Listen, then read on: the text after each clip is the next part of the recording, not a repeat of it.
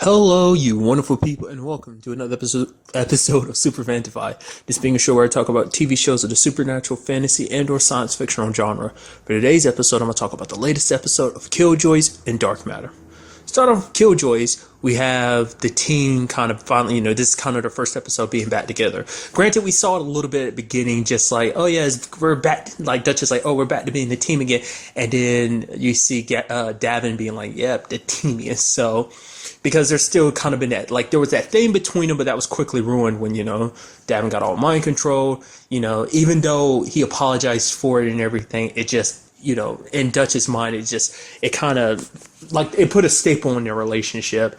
And they haven't really come back together since then. It's a little awkward and weird, but you can see that maybe on some level he's kind of like, oh, I want to kind of go back to, try and fix, what's between us and get back to where we were. Like, before they even have a chance to even really get started, it was already destroyed, So I think that's what he was aiming for. Maybe that's not it, but to me, that did make me think about it. It's like, yeah, y'all have it. Maybe he's trying to fix things between them because it's like they haven't been together since like last season. Obviously, from what the show was telling us, it hasn't been that long. It's been like maybe like a couple days between like last season and the first episode. But at the same time, it's just like, they never really had a chance to really repair things. They were just like weird and awkward towards each other. After like everything went down, kind of kept their distance away from each other. Davin even left the ship, started staying in the Royal Priest bar. So, maybe this was his opportunity to kind of really bring that up. So I'm very curious to see will he try and bring that back up later on or not, or is that relationship just through? I don't think so. I think he's willing to give it a chance, but maybe Dutch isn't quite yet, especially with everything that's going on. So. But Davin got reinstated, which was very interesting because we ended up finding out that their boss is still alive. It seems he's not a level 6, but it's like, wow, I really would have thought Klein would have killed you. With that wound, everyone would have assumed. Especially because the fact is he dragged you off and everything. So it's like, oh, he tortured some information out of you, which we still didn't get any, like, he still didn't let loose, like, oh yeah, what exactly did you and Klein talk about? The fact of the matter is, maybe Klein's not all bad if he left him alive. Maybe there's other reasons why Klein left him alive. I don't know. Maybe he felt like that guy was the only one trustworthy he could, he's like, I'll leave you alive for now because you'll be able to keep a watchful eye over Dutch. Even though that's kind of what purpose he wanted to give Davin. So, but in this episode, we kind of also first get our first real look at Old Town after, the bombings. We saw the outside gates. We saw like sky view of it, but like really got to see the town. A lot of stuff has happened. For one, Alvis is being blamed because, obviously the Scarbacks started the whole thing that led to Westerly getting bombed. They were spreading rumors that it wasn't even the company that did it. It was Alvis. So basically anyone that sees him is to hunt him down.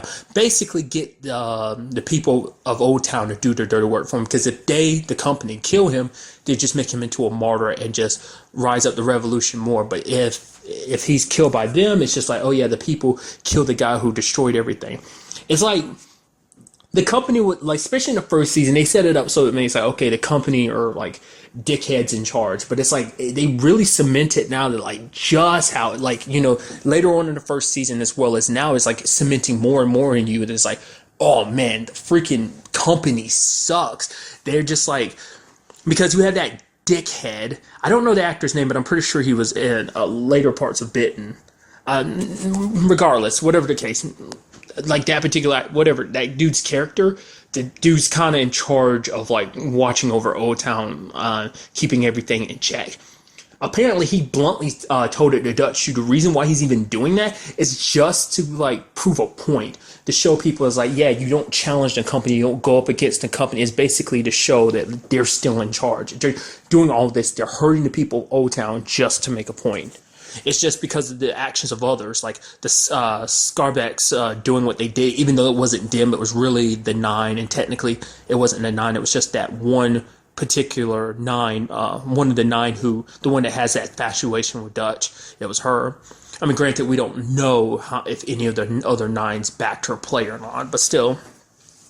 We also had Heels. We ended up finding out he was alive, but that was very short-lived because dude who controls the gate ended up shooting him in the head. Like the moment he started talking to him, I'm like, oh god, don't tell me you're about to shoot him or something. I wasn't expecting a headshot. I was thinking maybe like just shot and he'd bleed out and stuff like that, or maybe he'd be able to be saved. I was like, there's no way this guy's arresting you. The way he's acting, he just put a bullet in Hill's head, and it's kind of a shame. He got a bullet for disobeying the company because he warned people about the attack. He abandoned his post, like, he had his reasons for joining the company. I mean, basically, he joined it like everyone else. That basically with the promise that, hey, once you've lived on Westerly long enough. Well, I mean, I had to take that back because I don't know for sure if he was one of those people that believed in that you basically have land given to you on lease if you had your family live for 7 generations live on Westerly. He might not have been one of those people. I was thinking maybe he was. I don't know because his family's never come up, has it? But nevertheless, that was a shame. It was just like sucky, Just he didn't deserve to go down like that. He was a very nice guy because he warned a lot of people. He doing what he did last episode may have saved countless lives, how many lives, but just because it contradicted what the company is. Like, we've never really, the company has been very faceless so far in the series. We've never really actually seen who's the head of the companies, like, given a real face to it. We've seen people, like, in somewhat positions, but we haven't seen, like, the higher up, so. Also, what he did to that guy that they were hunting down was such a dickish move. He killed him because he was tracking Dutch and them. And he's just like, oh, really? It's my fault? It's like, oh, you're trying to talk him down. Who cares? You should have told me that ahead of time or I wouldn't have had to go do your dirty work. It's like you sitting them in there for a specific job. No one told you to try and kill him. Because the sad thing is, the guy could be a criminal and whatnot, but he was trying to do best for his people, the other miners. He was trying to, get them a better life. He's like, get them out of Old Town, That's all he wanted. He was like trying to negotiate with the company, and like Dutch was like, they're not going to go for it. But he's like, please, at the very least, I want you to tell me that you'll at least try. And she was like, I'll try. And he was gunned down. It's like, that's such a shame. She was actually being very diplomatic about the situation. Because granted, as a R.A.C agent, she's not all gun-ho about killing someone. The company, it seems, isn't. I mean, obviously we've seen from their actions, they're not shy about gunning people down that they feel like, they infringe upon their power and their stability. And the dude continues to be a dick when he basically turns the entire town against Dutch and Alvis. Basically, like, oh, we need this container and we need Dutch. It's like, you dick. But, the whole situation, Alvis, I was pretty sure, like, he was going to die. I get why he did what he did. It's like, basically, that the guy that they were hunting, the guy they had to get the warrant out on was basically like, oh, Alvis, you're not the person you used to be. Like, you're just kind of hiding out in the shadows. You're not actually striking against the company. And the thought about that and all the people that have died because of the company's actions there, it made him want to use that gas, which basically mummified people. But, he just, after finding out that Hills as well as Potter were there, he kind of pulled it out, but he held it. But luckily they were able to save him.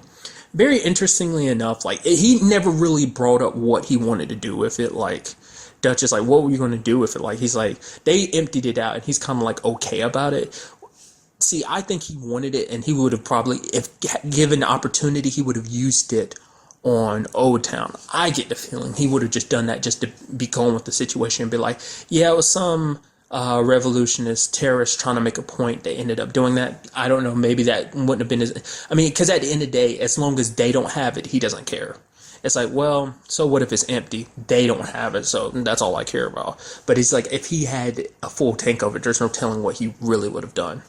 So, but we still have so many questions that need to be answered because we had that whole situation with the thing at the beginning of the episode where we see kind of like Dutch's reflection doing something different. So still tying in about, maybe that's her kind of losing her mind, trying to, maybe it's like a metaphor for her losing her identity because she still apparently doesn't know a lot more about herself than she didn't before, like, because basically Alvis said the last Scarbacks that were on that planet, the one with Red 17 was on, that basically the last people that were Scarbacks were there were like 200 years ago, but it's like there were Scarbacks there, and there was also someone that looked like Dutch. Not unless she has a twin sister that she doesn't know about. Could easily be a possibility, or I don't know, like, because it seemed like this age, Dutch. It wasn't like a little kid Dutch or a teenage Dutch. It looked like Dutch now. Not unless she looked a lot like herself when she was younger. Like, you know, I mean, as a like an older teenager. So we don't know.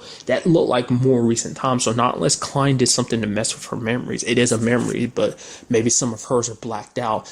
I would assume, I'd throw it out there, she met Johnny like 6 years ago. So I'm guessing it's a little bit, or maybe around the time that Johnny met her, that a little bit before that happened, because she was to be engaged, but Klein kind of saw to that. So it's kind of like maybe sometime around the time he killed her fiance or whatever that situation was. Basically, maybe he kind of brainwashed her and forced her to do what she, you know, whatever went down on that planet.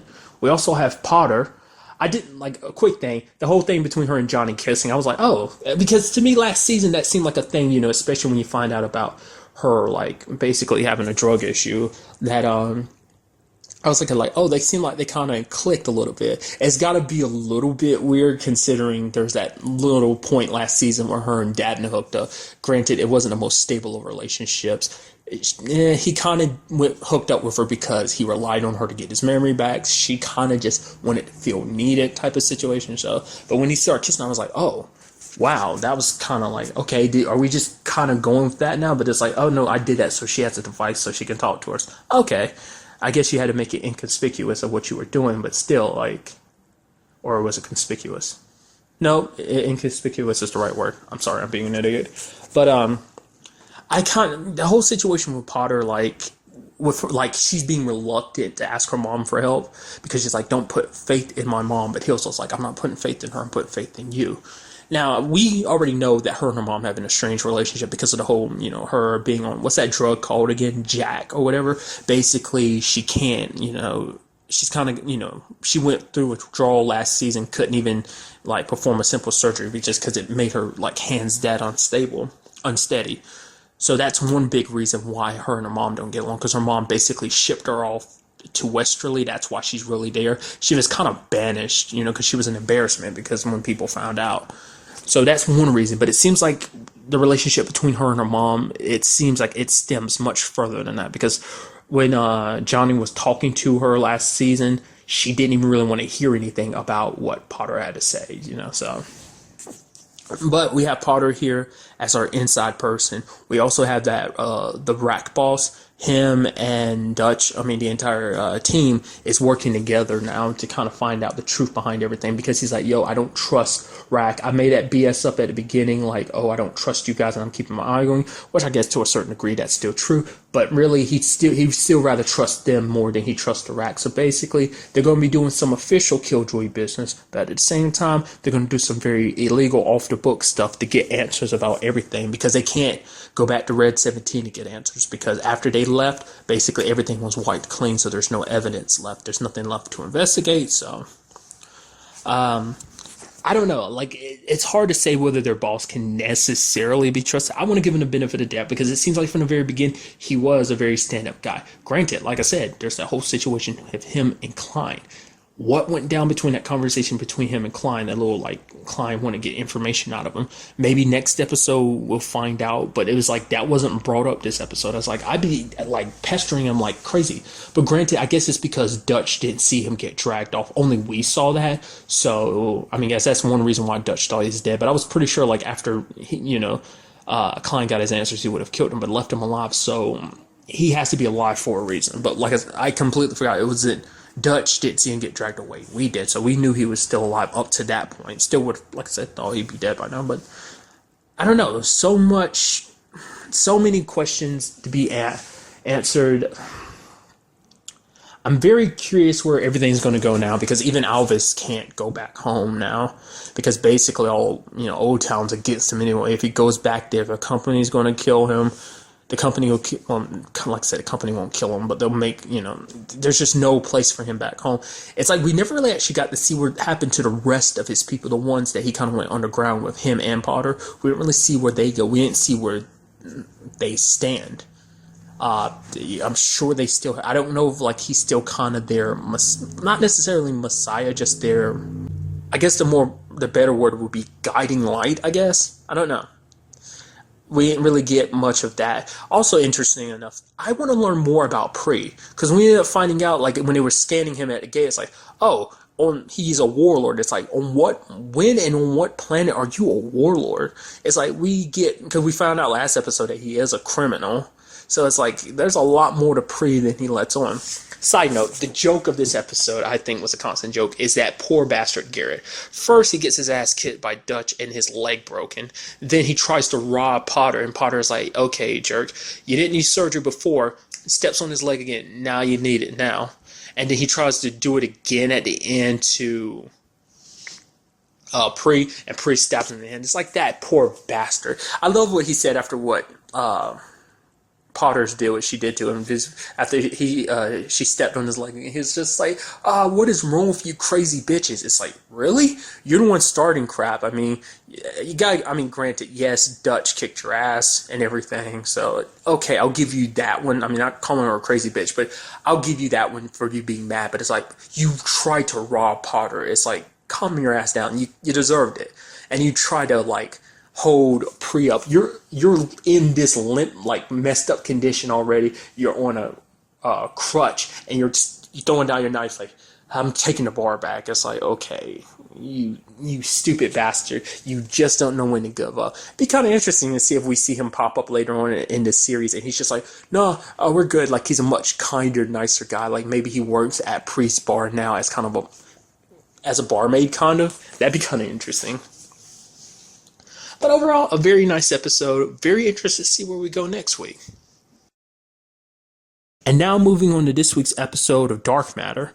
A lot of stuff went down this episode. The big prison break was pretty impressive. I mean, it's like, obviously, you already knew as a main protagonist, it's like, okay, there's a prison that no one has ever escaped before. Of course, they're going to be the ones that escape it. I was like, oh, will they be able to get out of prison? It's like, I already knew they were going to. Sadly, they did end up finding it. I did keep wondering about it until, I got my answer at the end of the episode. It's like, when are they going to find out about 1? And it's like, they found out at the end of the episode. And it's like, because for a second, and 3 was touching 2 shoulder, and I was like, all right. There was 2 and 1 had a thing. I almost let that slip my mind. I was like, right, out of anyone, she'd be the most upset about that whole situation. But there was that GA, that Galactic Authority person, who was just like so adamant, trying to she's trying playing all nice and trying to turn everyone against each other, because basically she's trying to get information about what happened last season with that device they stole, and they gave it to those researchers. They left the planet, and basically the planet exploded. Granted, it wasn't a fully inhabited planet.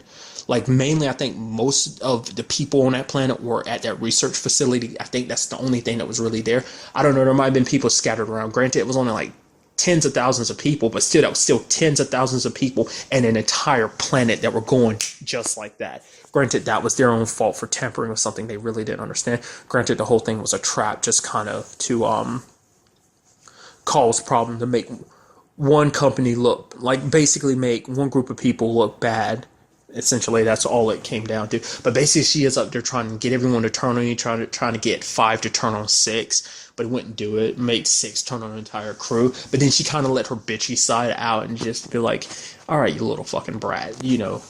Talking down to 5 like that, but 5 kind of saw through her BS. So try to do the same thing for 2, 3, and 4. And then we had that guy named Eric, the one who's kind of like, in the prison. He kind of runs things in the prison.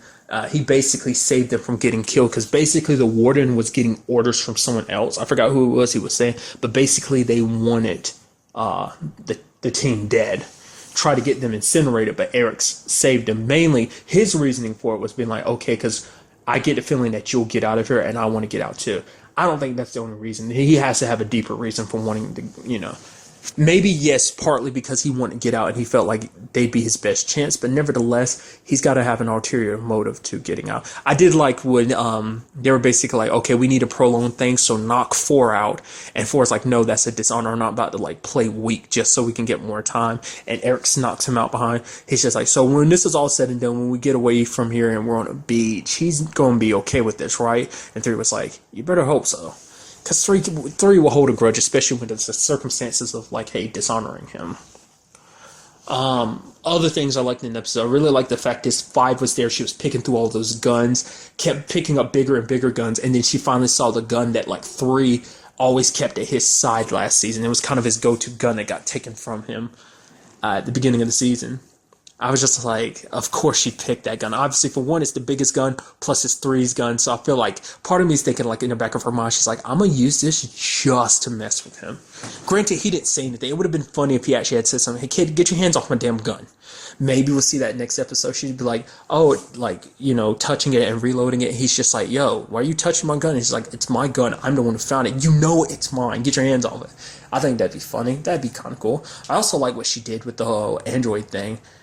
Basically be like, you have to listen to everything I say, right? And she's like, right, 5. Basically, the lights went out, her locks got released, kill them all. I was like, wow. Even that GA lady got put down. Which, side note, just one of those things I have to do it every once in a while. Isn't that the same actress from the Bourne Identity movies, like the main female protagonist? Is that her, or is that just someone that looks like her? I just instinctively thought that was her. Maybe I was completely wrong. Just something I'm randomly throwing in there. But the fact of the matter is, we had 6 having a change of heart, and he helped the group escape.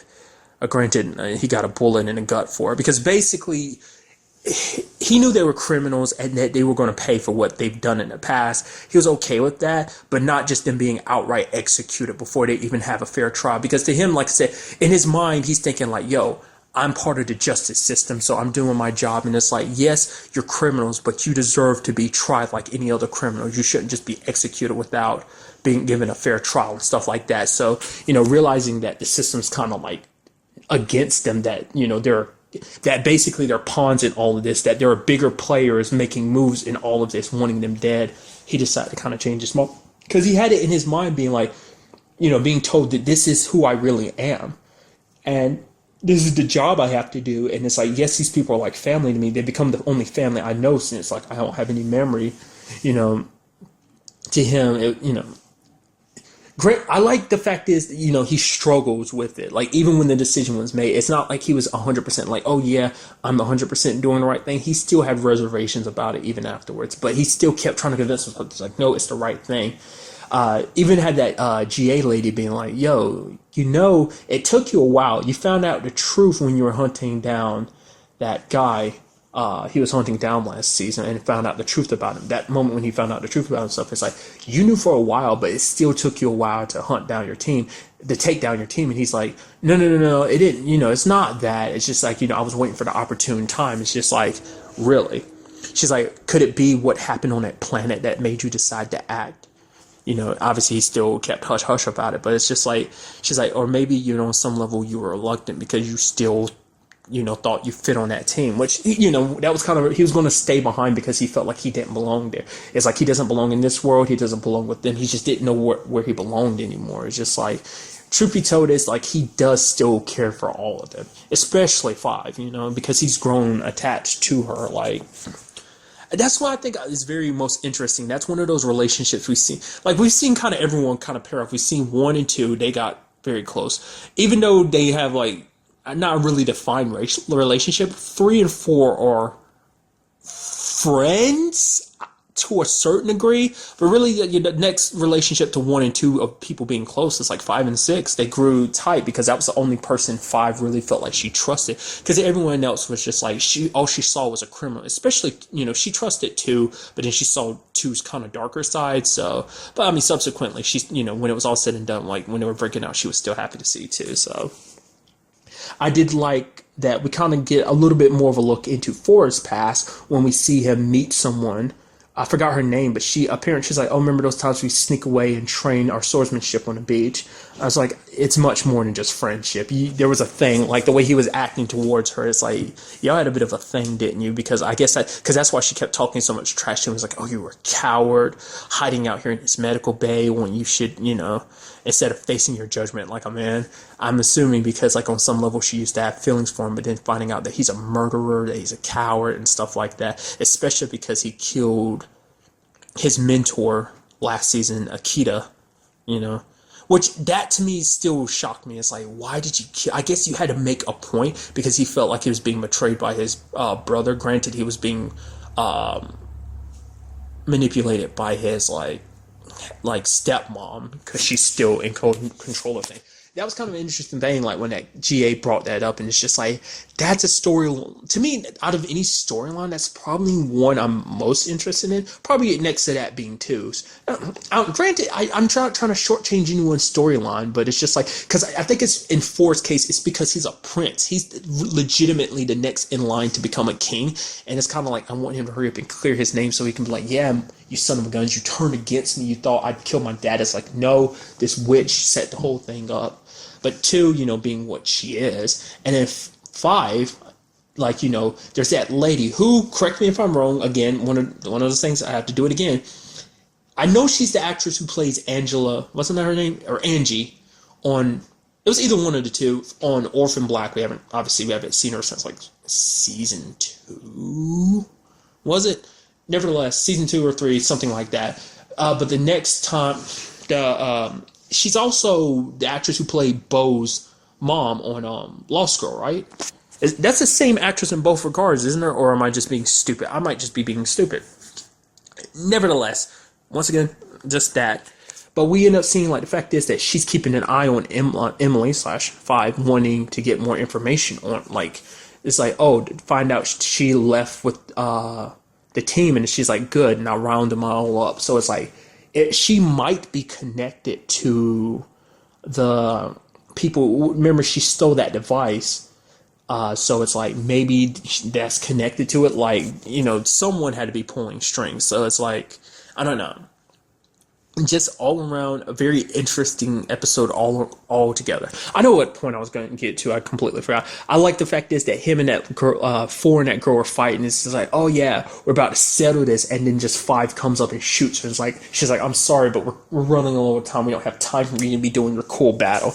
And that dude was sitting there just like, whoa, shocking, in amazement. And then when it was time to go, he's like, I was just wondering if you guys have enough room and it'd be okay for me to go and force us, push him in, just like, let's go.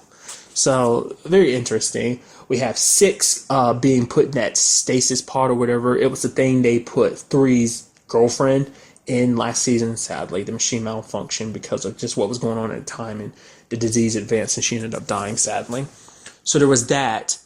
And then, whoever this lady is after 5 and whatever those reasons are. And the fact of the matter is the GA is going to be coming after them hardcore, especially after they made that prison escape. Especially, it's going to be very interesting because we have so many extra people on board. We have that lady that, I don't remember her name.